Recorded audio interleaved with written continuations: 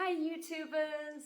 This is something a little bit different that I don't normally do on my channel, but it's something that happened to me that was traumatic and I want to get it out into the open and have you guys hear it and, stuff like that. So anyway, my ex was over no less than a week ago and I asked him for help with something and it all went to what I want to use. YouTube doesn't allow it, but I want to use that word. S-H-I-T. Anyway, I can spell it out anyway for you guys. Anyway, so I asked him to help me hook up my internet on my computer. So we walked into the room and I gave him my password to get into my computer. I forgot. I already hooked up the internet and I didn't need his help. I just wish I remembered sooner and none of this would have happened. All I had to do was plug the Ethernet cable in, but he didn't listen to me when I told him that. Then I said, Ethernet cable in, but he didn't listen to me when I said that. He never does. He goes to plug it in. I can't remember how many times I said the same thing. It was numerous because he never listens to me. He still didn't listen, and that already frustrated me. And after he plugged it in, it should have been one and done. He said he hooked it up the best way. There was only one way, and I already did it. I just forgot all I had to do was plug that cord in, because that's all I wanted help with.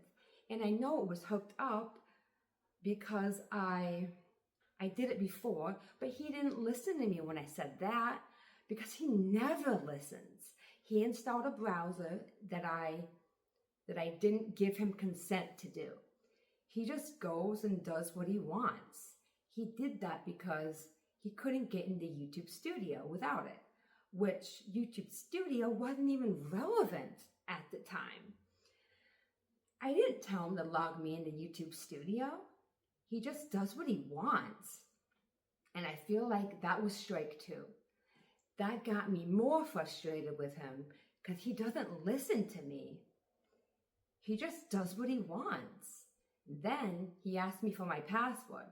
I told him my Google password that he made a while ago. Try that. It didn't work. Then he thought maybe it would be in my notebook. I told him no, it wouldn't be in my notebook. Because I don't always write them down. Sometimes I just go from memory, which isn't always the best thing, but people do that. I got frustrated, so I threw my notebook at him because he doesn't ever listen to a word I say, so he wants to cause a reaction out of me of something. He always likes pissing me off because he knows he's going to get some kind of reaction. He's going to be able to hold against me forever. I didn't know if he needed my Google password or my YouTube password. I had no idea what he was logging into. It said Google, but the Google password didn't work.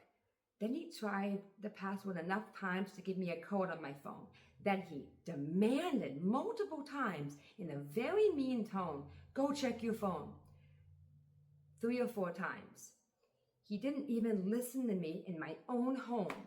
Then he goes and demands I do something. That was strike 3. I couldn't take it anymore, so I lifted my knee and put my foot on his chest. He grabs my leg, picks me up, and I'm completely airborne, and he puts me down with a thud. Honestly, nothing was going through my head at the time. That was a defense mechanism, a reaction of self-defense, an involuntary reaction, a reflex of fear. Because I know that because if I had any thought process in my head, I would have known this was a terrible idea. You are just going to get hurt. What the heck are you doing? But my brain was completely blank with fear. I had no thoughts at all in my head. Don't you dare do that. He could kill you. He could unalive me. I didn't mean to say that word. He could have unalived me. I would have thought if I could have, but the frustration and fear overtook me and I couldn't. I have a bruise to prove it and pain. He is going to deny this story because he always does. He always tries to gaslight me into believing something else. That's what he does. And I'm not going to stand for it anymore. I'm done with this manipulation. I won't let him change my reality anymore. That's enough. If any of you have ever dealt with a narcissistic person, gaslighter, manipulator, abuser, mentally, physically, emotionally, you know they love to change the narrative. They love to say something that's not true, to confuse you so much that you forget your own reality. I didn't let him get to me. This story is true. Believe it for what you will. But I needed to do this. I needed to get this out. He has done multiple things to me in the past that I haven't written down. And this was something I had to do because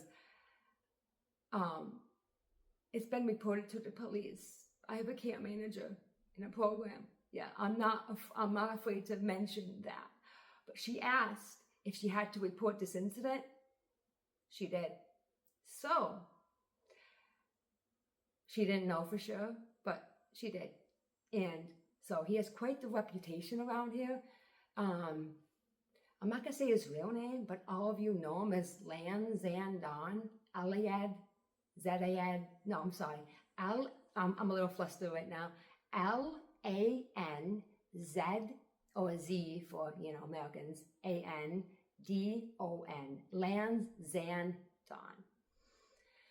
He's dangerous. Just be careful of him. I know he wants to meet people in public to prove his Beat Saber skills, but don't. He's a really dangerous person. I want to warn you guys, just be careful, please, and just be safe out there in this world. Thank God he lives in Canada, because I don't want him anywhere near me anymore. And just be safe, please, of anyone, because this happens to a lot of people. Girls get victimized, girls get hurt, and then the abusers make them the abuser, and they play on other people to get them to believe the abuser, and then the victim winds up being the bad guy. Just be safe, please. I love you all. Oh yeah, did I mention that he caused a pretty big bruise on my hip? That if I do press charges against him, they're seeing that picture for sure.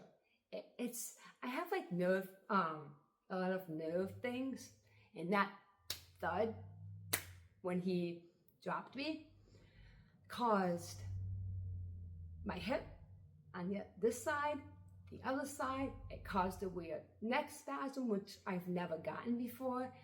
I can't stand for too long because the nerve pain's so bad. I can't sit for too long. Making this video is painful, but this chair is pretty comfy, so it didn't hurt too bad. But it's just, be safe. I can't stress that enough. Be safe. Love you all. And take care.